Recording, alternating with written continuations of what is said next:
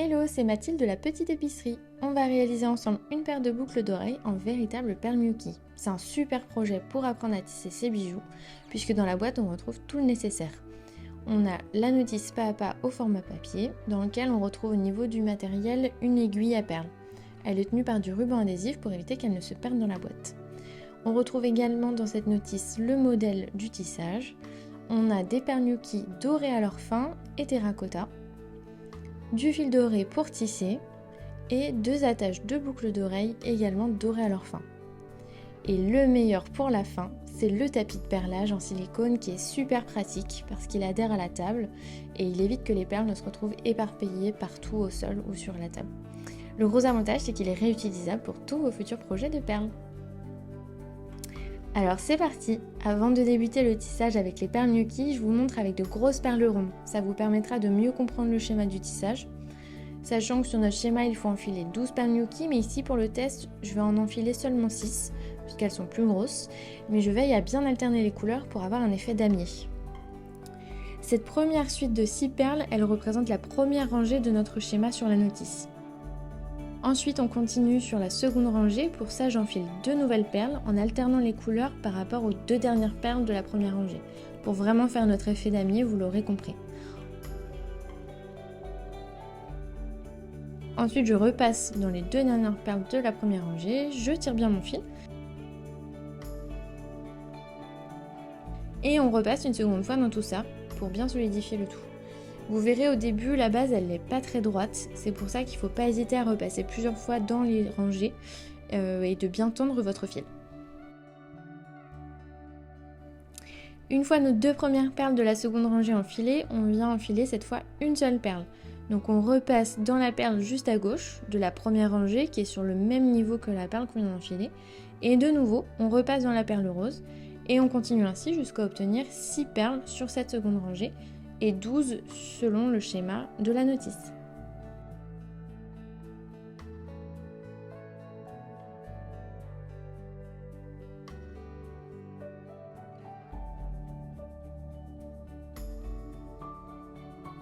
Comme je vous le disais, il ne faut pas hésiter sur les premiers rangs à bien repasser dans chaque rang pour bien solidifier tout ça.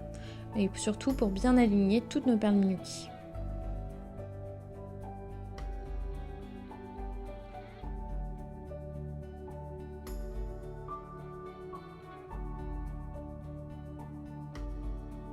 Nos 2 premiers rangs sont réalisés, on passe au 3e. Pour ça, je retourne ma base et je répète les étapes précédentes, c'est-à-dire que j'enfile 2 perles en alternant toujours les couleurs, puis une seule jusqu'à la fin du rang, etc.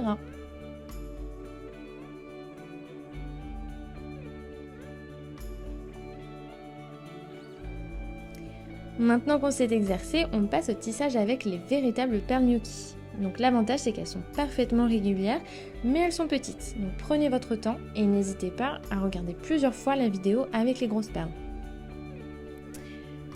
J'enfile environ 1,25 m de fil et la petite astuce pour simplifier l'enfilage et surtout quand on débute le tissage, c'est de venir scotcher le fil à la table avec un peu de ruban adhésif et en plus d'enfiler une grosse perle pour bloquer l'ouvrage. Ça évitera les catastrophes quand on a toutes les perles qui tombent. Alors c'est parti, avec les perles Miyuki, j'enfile donc 12 perles sur mon aiguille en alternant à chaque fois les couleurs, une dorée, une terracotta. Et je reproduis exactement les mêmes étapes qu'avec les grosses perles jusqu'à obtenir 9 rangs comme sur le schéma de la notice.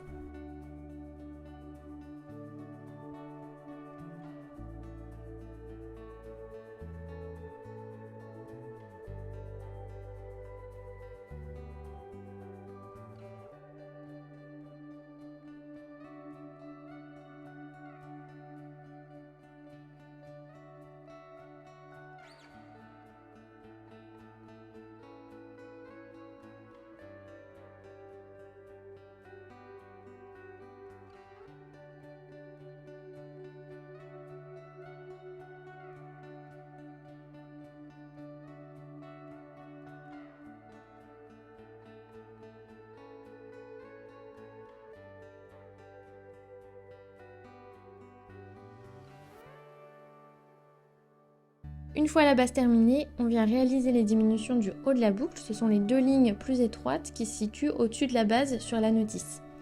Pour ça, j'enfile 2 perles et je passe sous le fil suivant. On n'hésite pas à repasser dans les perles pour les maintenir bien alignées à la verticale.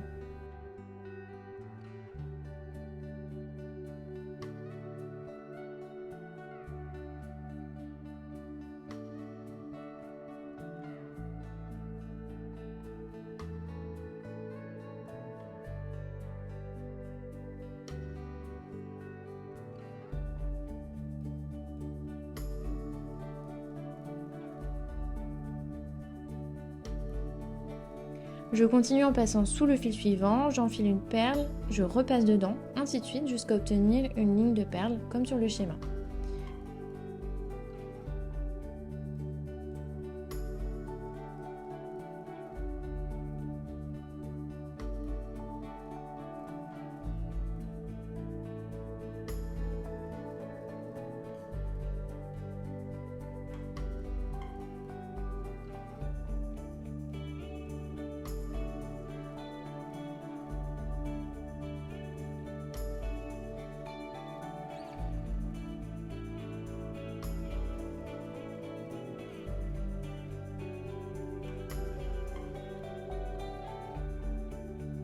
Pour la seconde diminution, et ce sera la dernière, je répète exactement ces étapes et on se rend compte qu'on a une perle en moins sur cette ligne.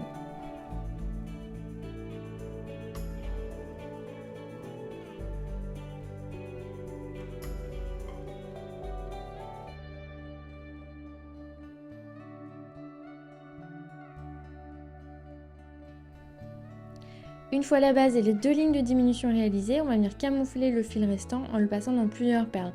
On n'hésite pas à le passer sur une rangée, puis sur une autre, jusqu'à finir le fil et on vient couper à ras. Ensuite, on vient couper un nouveau fil de la même longueur, environ 1,25 m, que je bloque de la même façon en passant dans plusieurs perles. Et je ressors à la base de mon premier rang pour réaliser la première frange.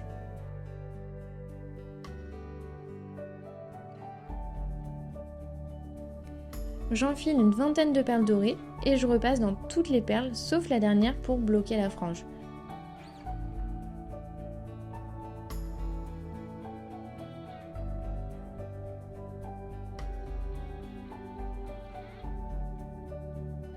Je ressors et je pique dans la perle du second rang et je continue comme ça jusqu'à obtenir mes 9 franges.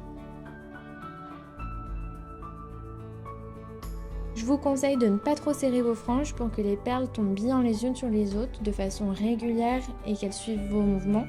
Pour ça, il suffit de tirer sur la frange précédente pour harmoniser la tension de toutes vos franges.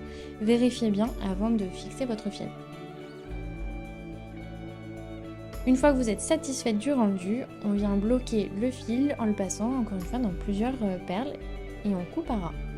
Pour accrocher votre attache d'oreille, il suffit d'ouvrir l'anneau au verso avec une paire de ciseaux, une pince bijou si vous en avez une, mais avec les doigts ça fonctionne aussi. Je glisse l'anneau au milieu de la seconde ligne et je referme avec mon pouce.